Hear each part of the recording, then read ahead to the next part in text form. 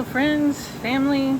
It's another hot day here in where I'm at. I'm still waiting for my tomato plants to come on. Well, they've grown pretty big. I've just got little bitty tomatoes so far on the cherry tomatoes, and the rest have not come out yet. It's pretty hot. As you can see, I'm sweating a little. I've had a breakout on my face, so excuse the big old glaring zit underneath my nose. I had one up here. I think it's the heat, and I found some yogurt the other day to help cool me off. We've got some peaches that are just absolutely delicious. It's like heaven in a bite, and I can just imagine the peaches in heaven being so much better than that, but they taste glorious. So there's a stand that's open for a while. Here it is, the last Sunday in July. I cannot believe it. This month has just flown by so fast, and time has flown by, even though I haven't been running around like I usually have. I've taken my husband to a couple appointments, and I even had an appointment, and they said I was low on vitamin D. Imagine that. Of course, we were going walking for a while. Kind of quit that. I'm just sitting here and I'm sweating. But since we haven't had Sabbath school and they just started church back last week, if people wear their masks and no singing, and I'm not feeling like that's church to me. I love the congregational singing. I don't know if they have it out yet or if they're ever going to do it, but it would be great if they could put the hymn book on CDs so you could sing along, at home.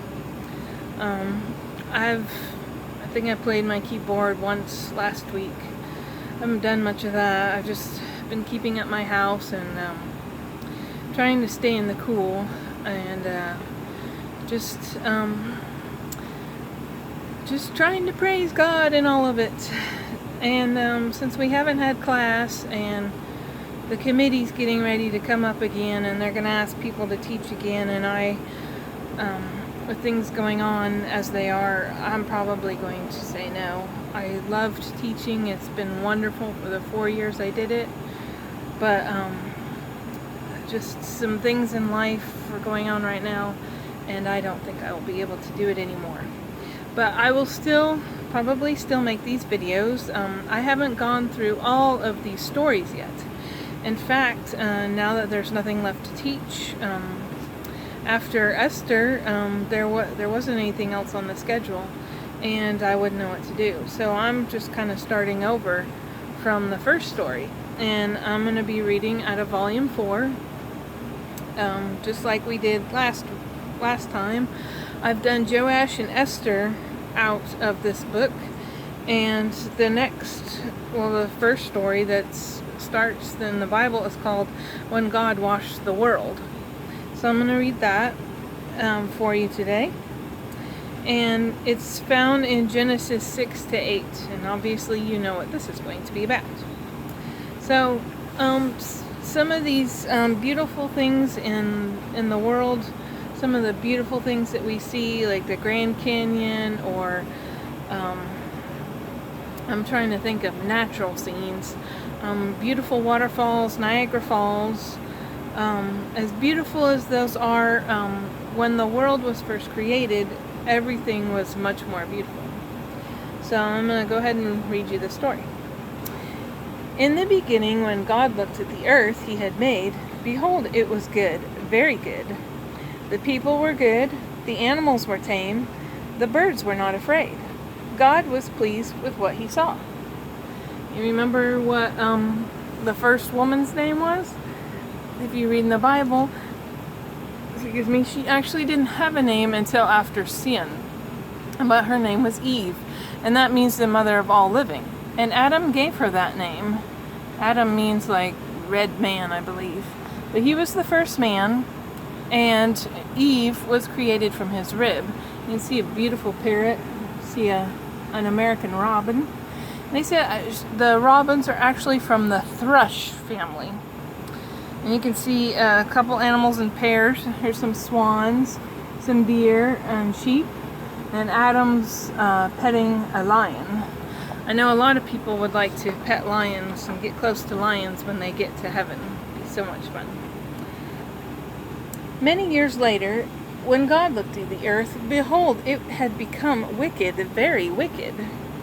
Almost all the people were wicked, many of the animals were fierce, and the birds flew away if anyone came near.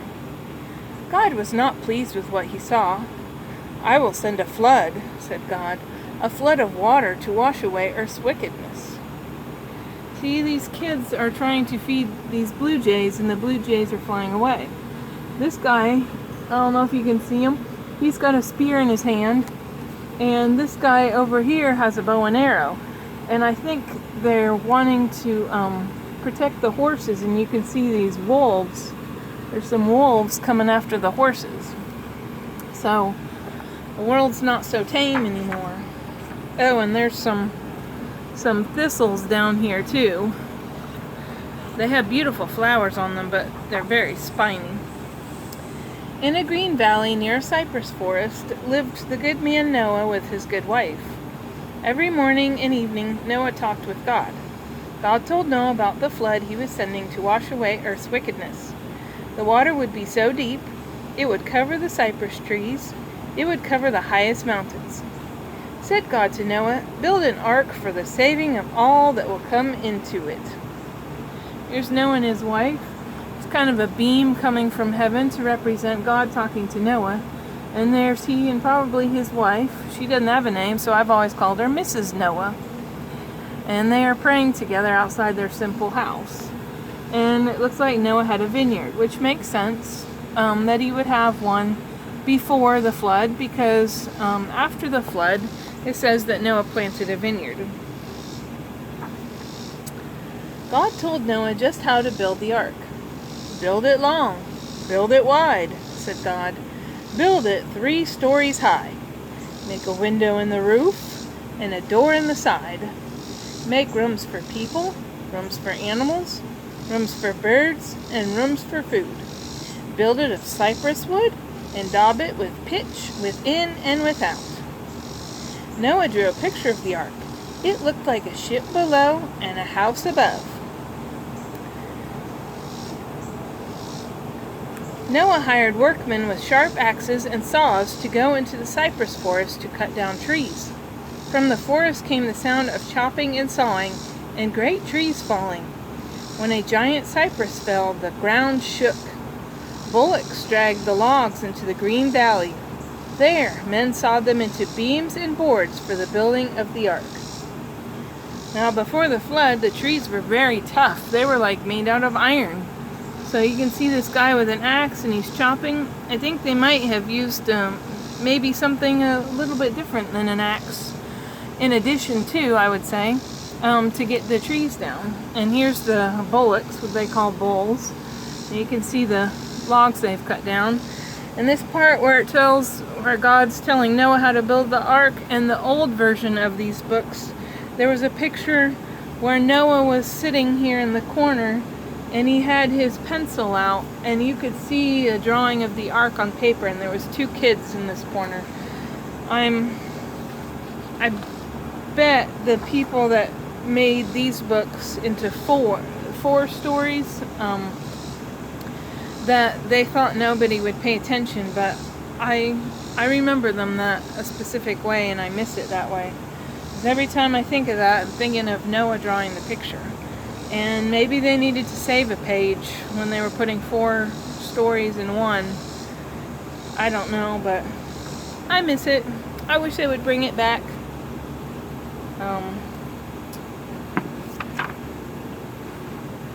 See, attention. Let's see, I guess it's Pacific Press now, because I think Review and Herald has closed in Maryland, but whoever published the My Bible Friends, they need to know they left some pictures out, and some people notice. During the time of cutting trees and building the ark, 3 sons were born to Noah and his wife. They named the oldest son Japheth, the middle son Shem, and the youngest son Ham.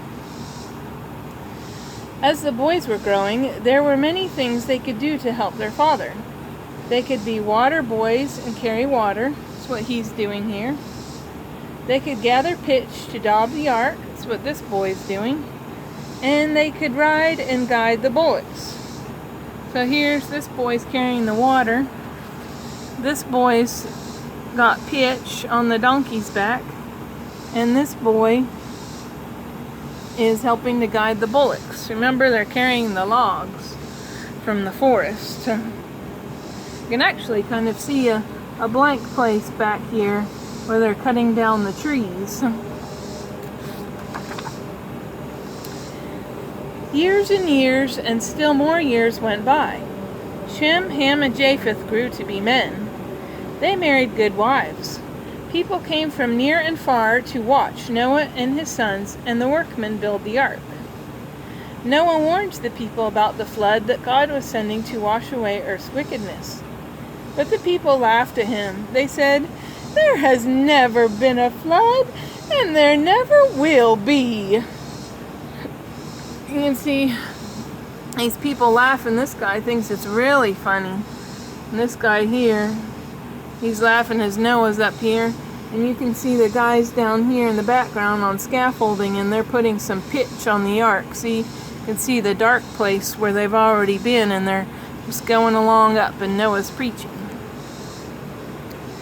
See, in the beginning, it says, right after it says where God created the earth, and then he says he planted the Garden of Eden, where he put Adam and Eve.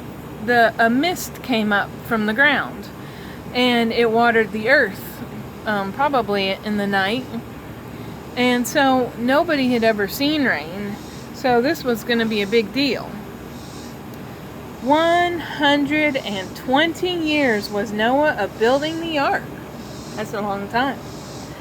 But at last the day came when Shem had sawed the last board. Ham had pounded the last wooden peg. Japheth had daubed the last bit of pitch, and Noah had warned the people for the last time. The ark was finished. The door stood open. Noah and his wife went inside.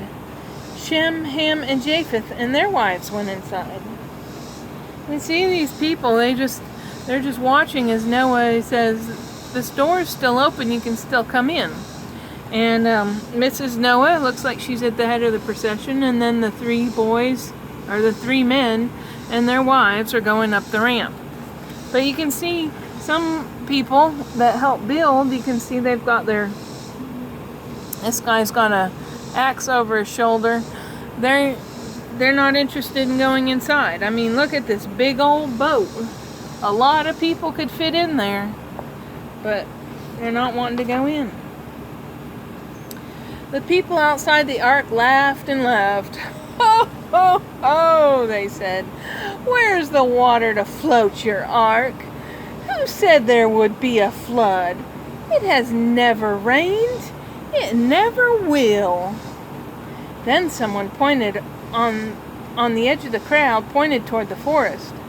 Look at the animals." This guy always kind of scared me. See, this guy's pointing, and look what's coming. Out of the forest came wild animals. From the green valley came tame animals. 2 by 2, some of them by 7s, the animals marched as in a parade, up the ramp, through the doorway, into the ark. 2 by 2, birds flew into the ark. Angels that couldn't be seen were leading the animals and birds to the ark. Inside, Noah, Shem, Ham, and Japheth guided them into stalls, pens, and cages. Now, what you should know is that there's the song, "In came the animals 2 by 2. Well, that was the unclean animals that came in, animals that you wouldn't eat. Like, there would be 2 elephants and probably two rhinos, but the unclean animals that came 2 by 2, the clean animals came by 7s. I always like this picture of the horses, because I like horses. But my favorite animal is the giraffe, and you can see the 2 giraffes here. and see the birds flying in and going into the ark. When all of the birds and animals were in the ark, Noah came to the door and invited the people. "Come into the ark and be saved." But they would not come, not even the workmen who had cut cypress trees and helped build the ark. Slowly, slowly, slowly, the door to the ark closed. God had shut the door, and no one but God could open it up again. There's no one in the doorway telling them for the last time, and you can see the door starting to close. And nobody... This guy's leaning on his axe there. Nobody wants to come in. They're just going to let Noah and his family and all the animals go in. Inside the ark, Noah and his wife, and Shem, Ham, and Japheth with their wives, waited and listened and waited. But nothing happened that day, nor the next, nor the next, nor the next. 7 days Noah and his family waited and listened and waited, and then they heard it. You know those stories, hurry up Noah, get in the ark, the rain's starting to fall? Noah and his family had to wait a whole week before the rain even started. Maybe that was a way of God was testing their faith. But either way, Noah didn't have to hurry up and get in there because the rain didn't start right then. Splat, splatter, splash. Rain fell on the ark. Splat, splatter, splash, pour. It rained harder. Noah looked up through the ark window. He saw angry clouds. He saw lightning. He heard the thunder roll and the wind roar. Flash, crash, roar, pour. The animals were frightened. Cows bawled. Tigers screamed. Elephants trumpeted. But Noah and his family were not afraid. They knew God would take care of them. I think they might have been just a hair afraid. There's Noah, and he's looking up through the window that he put in the ark.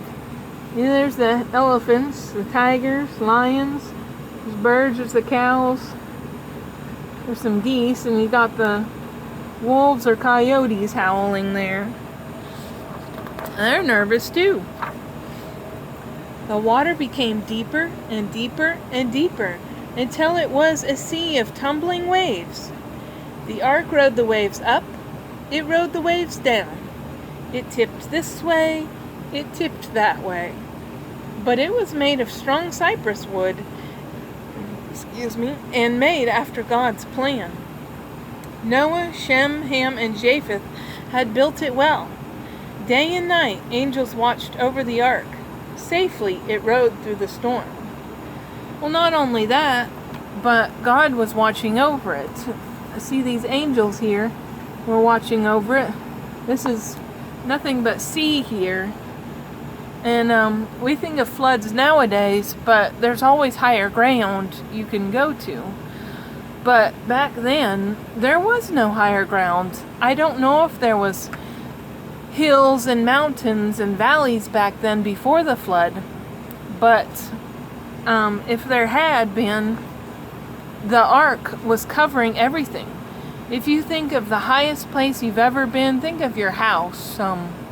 We live here in this apartment complex, and you go in downstairs, and I'm actually on the back deck, which is upstairs. So it's 2 stories for us. Everybody has a downstairs with their kitchen and their living room, and we're actually on a hill. It's actually more of a hill behind us. There's these woods, and then there's the hill behind us. So if you imagine water covering up even the highest place you know, this was everything. There wasn't any place to go higher. It was really high. 40 days, 40 nights it rained, and then the rain stopped. The ark floated quietly on the water. The animals and birds became less afraid. When Noah, Shem, Ham, and Japheth fed them, the animals made eager sniffs and snuffs. Monkeys chattered, birds twittered. One day Noah felt the bottom of the ark scrape on the ground. Then it stood still. "The water must be going down," he said. You see them feeding the animals. This must be Mrs. Noah. She's feeding some monkeys here. This guy's feeding the elephants some hay. And some of the other wives and husbands. This lady's feeding the geese. There's my favorite giraffes. And next door is the horses. And they're way down there, and they've got hay up here, and they had a lot of work to do. Remember, they not only had to build the ark and Noah preached to the people, they had to gather some food for them and the animals. "I will let a bird fly out the window," said Noah. "If the water has gone down below the treetops, the bird will stay in the trees and not return."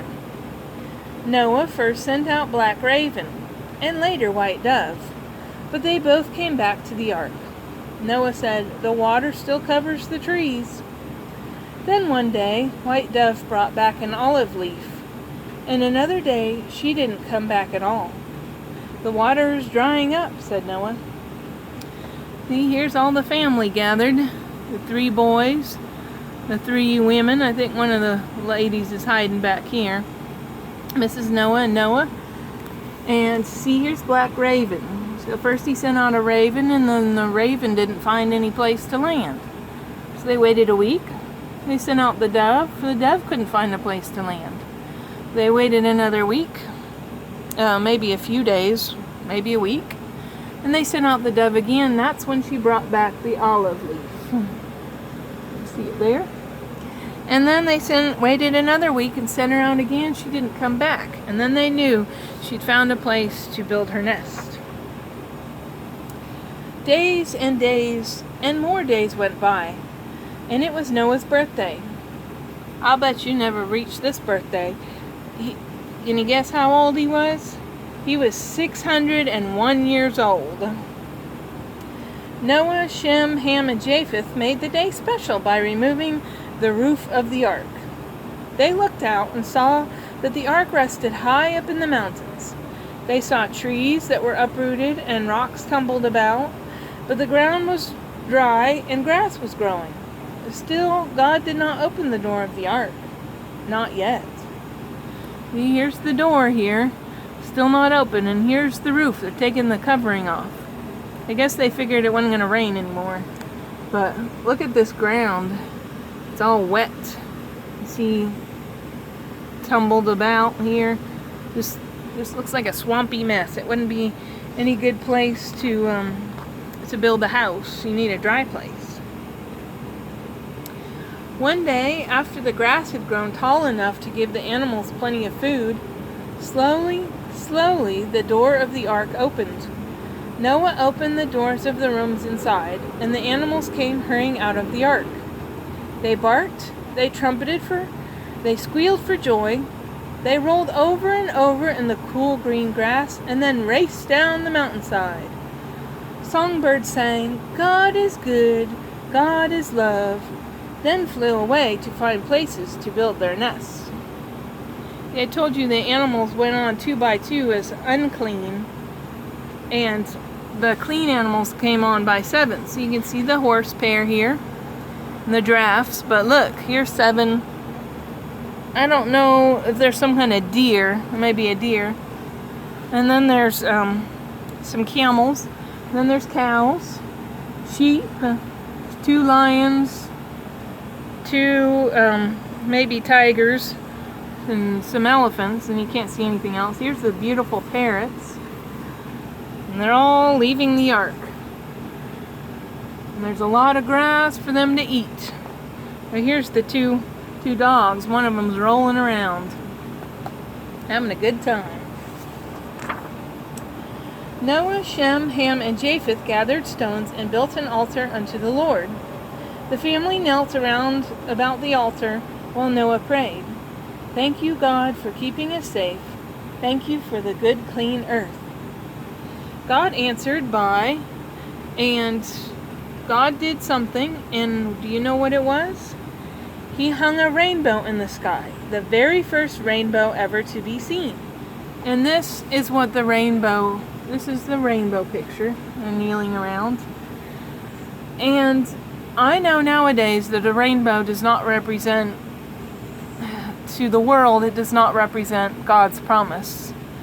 But when I see a rainbow, I think of God's promise. And he said, I do set my bow in the cloud, and it shall be for a token that the water shall no more cover the whole earth. So that's, when you see a rainbow in nature, this is what the rainbow means. That's God's promise there wouldn't be a flood over the whole earth. Now there are floods nowadays, and Jesus even said there would be floods in the last days. And if you don't believe we're living in the last days, then you need to go and read your Bible. Start with Matthew 24.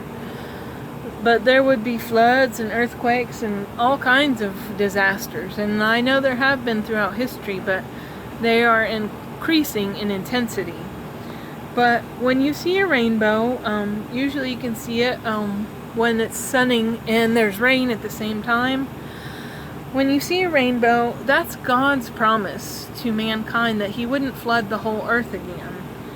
And no matter what the world takes, whatever God has, the world takes, Satan takes it, I should say, and makes it into something dirty, something that's not meant to be.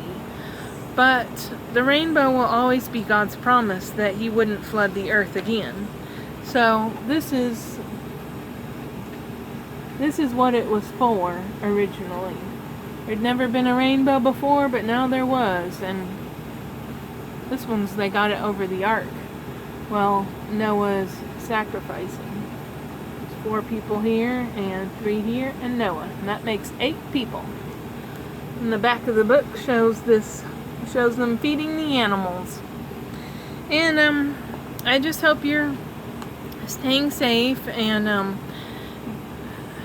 staying close to God, and hopefully learning more about him so that we can all go to heaven and see beautiful places, and we won't have to worry about floods or fires or anything else. So I'm going to keep sharing. When I come to the end of these books, I was thinking I might read the Bible story volume books, one story at a time. There is 10 books in that set, and I managed to get them. Some I was given them, and some I ordered. I didn't buy them brand new from the store. I got some on Amazon, but I was able to get the whole set. I was able to buy this whole set brand new. I loved these stories, and I still do, even though I'm older. I was hoping one day I'd be able to read them to my children, should I be blessed to have any. But some of the pictures, they go well with some of the stories I was reading. I was teaching the kids in my class, and I've missed teaching them, but I want to go ahead and finish this series, so you don't have to stop watching. And when we're done with those, we'll find something else to bless you with, and hopefully you are enjoying these and are blessed by them. Anyway, I'm gonna quit before I go on too long. I don't want these to be so long that you say, I don't want to watch that, that's 30 minutes long. I know the other one was 30 minutes, and this one almost has been. But, alright, and I will keep on doing this, and hopefully you'll keep on listening and watching, and we'll learn more about the Bible together. Bye, I'll see you in the next video.